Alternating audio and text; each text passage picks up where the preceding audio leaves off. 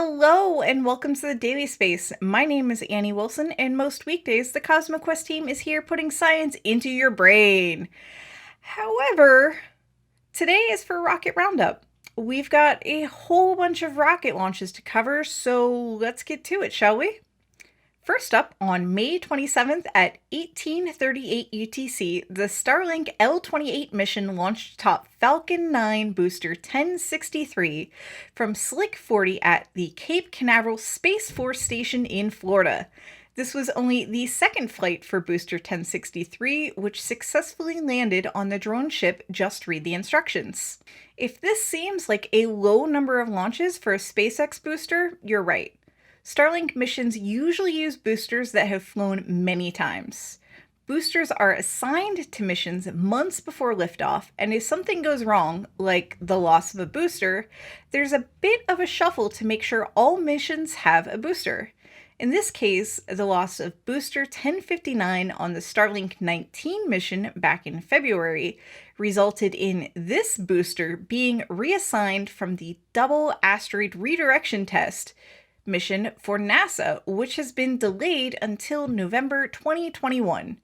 In order for that to happen, 1063 was trucked across the country from Vandenberg Space Force Base in California to the Cape for use in Starlink missions. Both fairings were recovered, one making its fifth flight and the other its second. All 60 satellites were successfully deployed into orbit. Let's watch that launch. 10, 9, 8, 7, 6, 5, 4, 3, 2, 1, 0. Ignition and liftoff.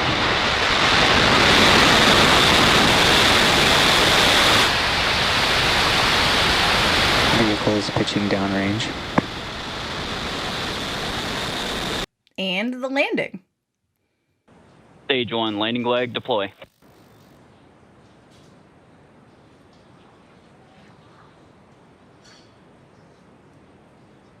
Fantastic, right down the middle.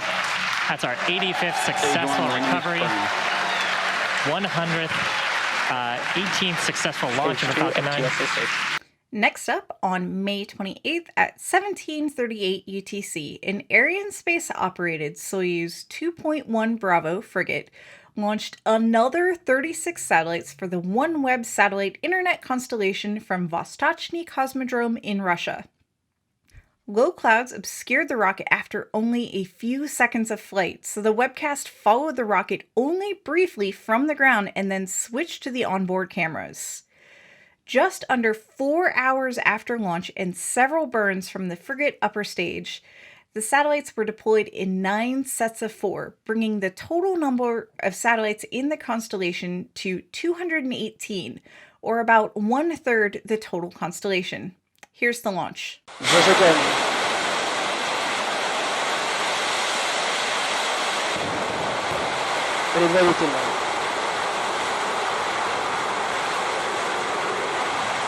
Промежуточное. Главное. Подъем. Прошел контакт подъема. Двигатели центрального и боковых блоков вышли на режим главной ступени. 10 секунд. Параметры системы управления ракетой. Next up, on May 29th at 12:55 UTC, Tianzhou-2 was launched on a Long March 7 from the Wencheng spacecraft launch site. Tianzhou-2 was headed towards a rendezvous with the recently launched Tianhe core module of the China space station. Docking took place just over 8 hours later at 21:01 UTC. According to Chinese sources, Tianzhou-2 carries consumables for a 3-month stay by 3 crew members and also brings 2 spacesuits, scientific experiments, station maintenance equipment, as well as nearly 2 metric tons of propellant to replenish the station's onboard propulsion systems. This amounts to nearly 7 metric tons of supplies and cargo being delivered to the station. Similar to the Long March 5 Bravo core stage from the launch of the Chinese space station last month, the Long March 7 second stage was left in orbit and should naturally deorbit in about 2 weeks. it only weighs 6 tons, much less than the 22-ton 5 Bravo core stage, so its smaller parts will stand a better chance of being burnt up completely in the atmosphere and not harming anything on the ground. The launch of Tianzhou-2 was delayed from May 19th due to repeated technical problems. According to Chinese space forum 9iFly, leaks in the rocket's first stage liquid oxygen tank required engineers to climb inside service compartments in the rocket to find the issue. These compartments are purged with nitrogen, so the engineers needed to carry their own oxygen. This was not easy to do in a confined space, but the leaks were eventually found and repaired. Let's see that launch. 6、5、4、3、2、1，点火！点火！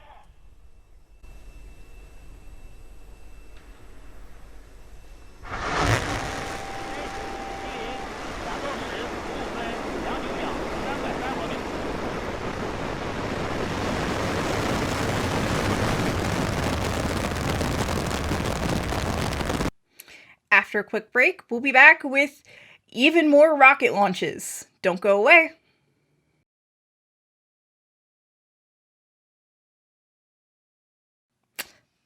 Welcome back. So, we have more rocket launches. Yes, more. Let's get to them. All right. So, first up on our even more rocket launches, on June 3rd at 16:17 UTC, a Long March 3 Bravo launched the Feng 4 Bravo weather satellite into a geostationary transfer orbit. Most of the satellite's 5,300 kilogram launch mass was propellant, which will be used to raise it into its geostationary orbit. Feng 4 Bravo carries a suite of instruments for Earth observation, including the first high-resolution sounder to be put up into geostationary orbit, as well as several imagers and a space environment monitoring package that contains a host of sensors designed to detect high-energy particles, magnetic field changes, radiation, and surface charge. Now, let's watch the launch.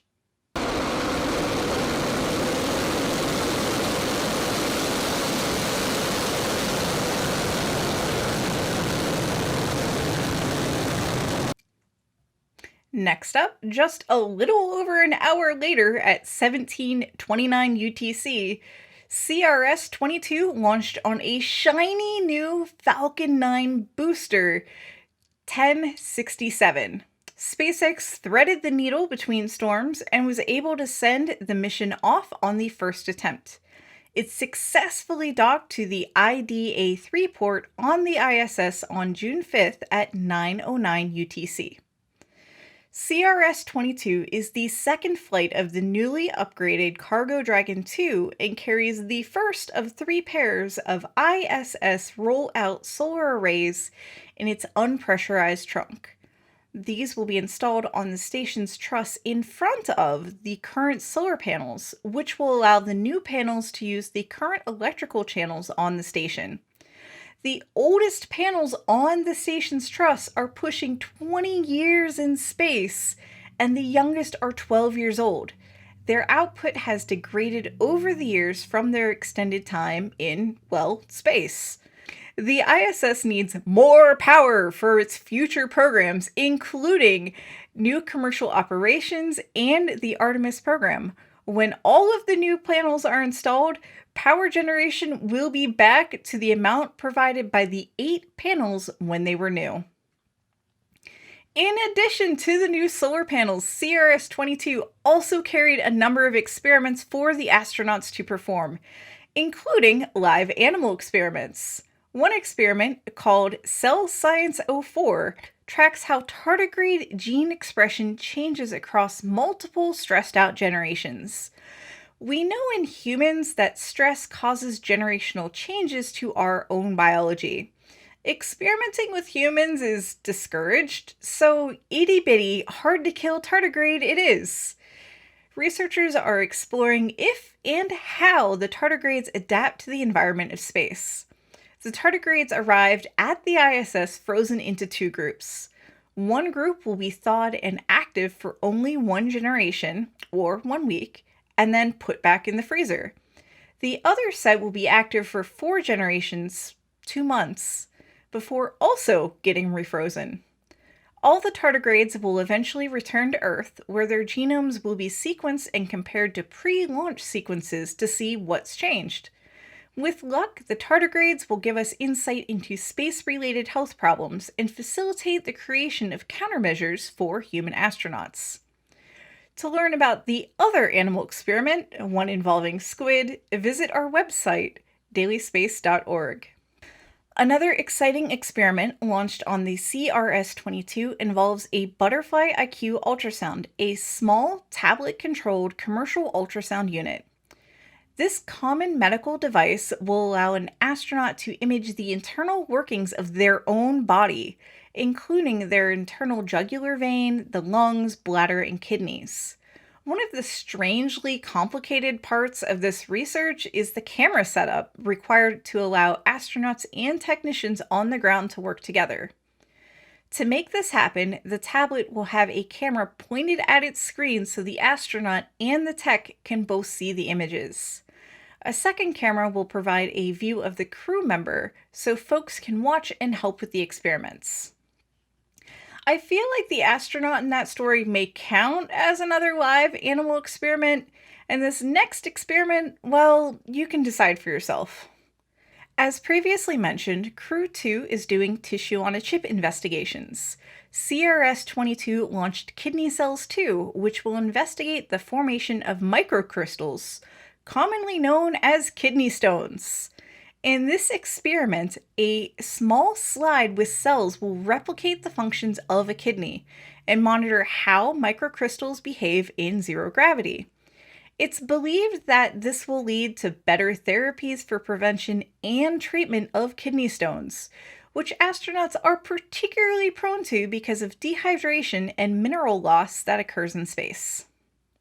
For our last launch of the week on June 6th at 4:25 UTC, SpaceX's Falcon 9 booster 1061 launched the Sirius XM-8 satellite into geostationary transfer orbit for satellite radio provider Sirius XM.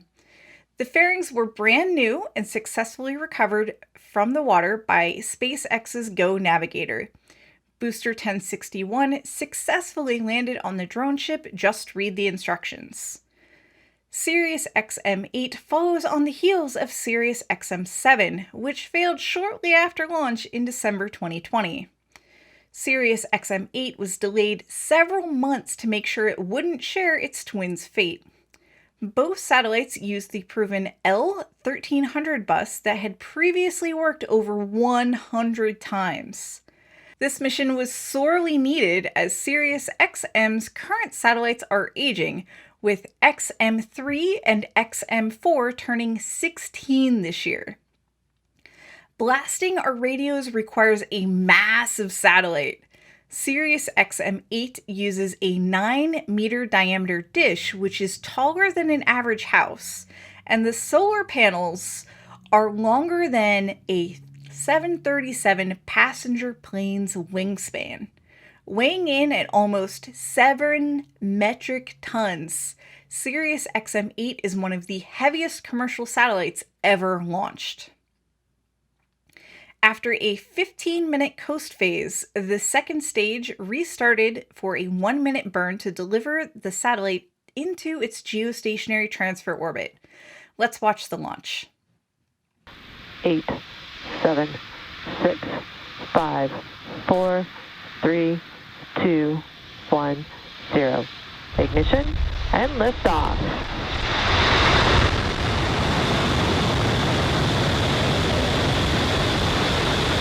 We throw around the phrase geostationary orbit a lot without really talking about this super useful orbit. First discussed in fiction by Arthur C. Clarke, this particular orbit is big enough that satellites orbit the planet at the same rate the planet rotates. If an orbit is exactly over the equator and not inclined, that spacecraft will stay over the same point on Earth pretty much until the average length of a day changes. The thing is, these orbits can be inclined, and when that happens, the spacecraft will slowly pace north and south along a single line of longitude. That's not entirely useful if you're a satellite TV provider where your customers have stationary dishes. Inclined, however, is the default for spacecraft launching from anywhere in the United States. The Falcon 9 has a pretty cool way to flatten out the orbit. Well, they could achieve an orbit with the needed 35,789 kilometer highest point, or apogee, in one engine firing. That would put the satellite in a tilted and elliptical orbit, where the orbit's closest point to the Earth would be somewhere off the coast of Florida, and the far point is on the opposite side of the world and south of the equator.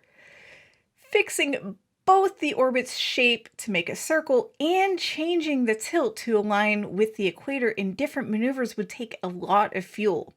So SpaceX doesn't go straight out. Instead, the Falcon 9 coasts in a low orbit and restarts its engine at the equator, so the spacecraft is left in an orbit where it arrives at 35,789 kilometer altitude just as it passes over the equator. This alignment allows them to circularize their orbit and orient themselves over the equator in a single fuel-saving maneuver. That fuel savings on reaching orbit translates into more fuel for keeping the music flowing. Sirius XM8 should be able to keep Sirius radio broadcasting for at least another 15 years.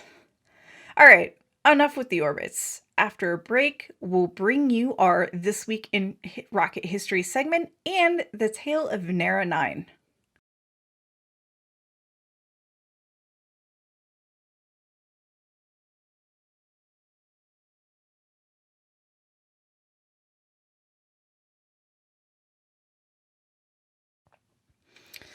For This Week in Rocket History, we highlight a groundbreaking milestone in Venus exploration, Venera 9.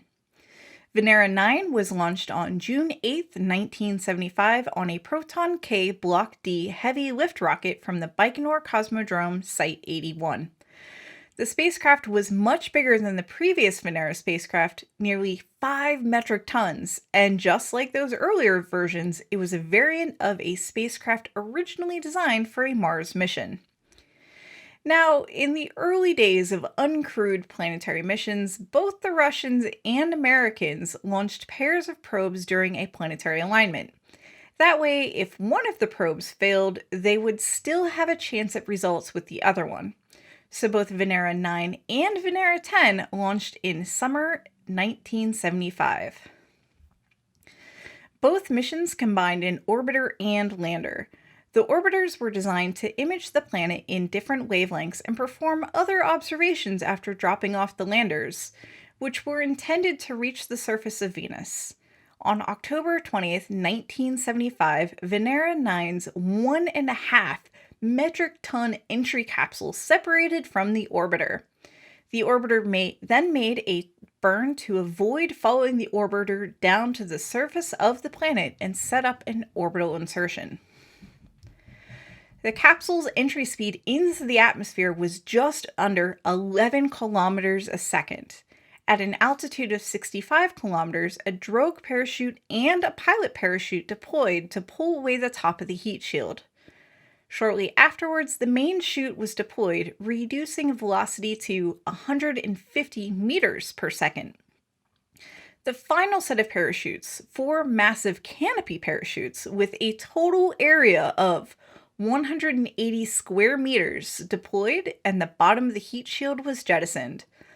All of these parachutes allowed the lander to fall slowly enough to study the atmosphere on the way down. After 20 minutes on the canopy chutes, the lander was released to freefall. Venus's lower atmosphere is extremely dense, so the lander could survive an impact at terminal velocity. The bottom of the lander was designed as a crumple zone to cushion the lander on its surface impact. The Venera 9 lander touched down at 5:13 UTC on October 22nd. Touchdown was in Beta Regio. In planetary geology, regio means a large area marked by reflectivity or other color distinctions from adjacent areas. The lander transmitted for 53 minutes after touchdown, taking the first pictures of the surface. These pictures showed a surface covered in flat rocks. The Venera 10 lander transmitted for 65 minutes, and its pictures showed a smoother surface than the Venera 9 landing site 2,200 kilometers away. Both landers were only intended to last 30 minutes. They also each attempted a 360-degree panorama of their landing site with 2 cameras, but the lens cap on one of the cameras failed to eject, so the landers only managed images from 1 camera each.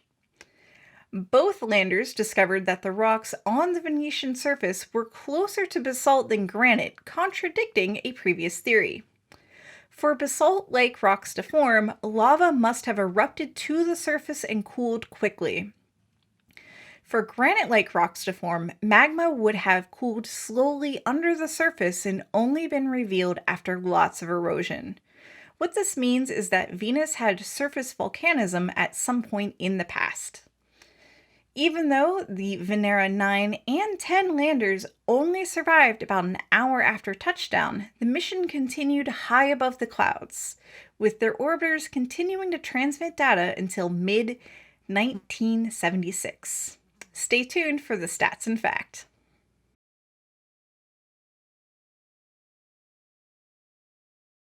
Welcome back! To wrap things up, here's a running tally of a few spaceflight statistics for the current year. There are currently 6 toilets in space. 3 are installed on the International Space Station, 1 on the Crew Dragon, 1 on the Soyuz, and 1 on the Chinese Space Station. There have been 51 total orbital launch attempts so far this year, including 2 failures.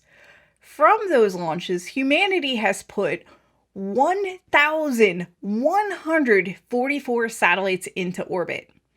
I keep track of orbital launches by where they launched from, also known as spaceport. Here's that breakdown. USA, 22, China, 16, Kazakhstan, 4, Russia, 4, New Zealand, 3, French Guiana, 1, and India, 1. Your random space fact for this week is that the newly enhanced images from the Apollo 14 mission allowed for new estimates of just how far astronaut Alan Shepard hit his 2 golf balls all those many years ago. And the answer is that one went about 24 yards while the other made it 40 yards. The images were digitally enhanced by imaging specialist Andy Saunders. This has been the Daily Space.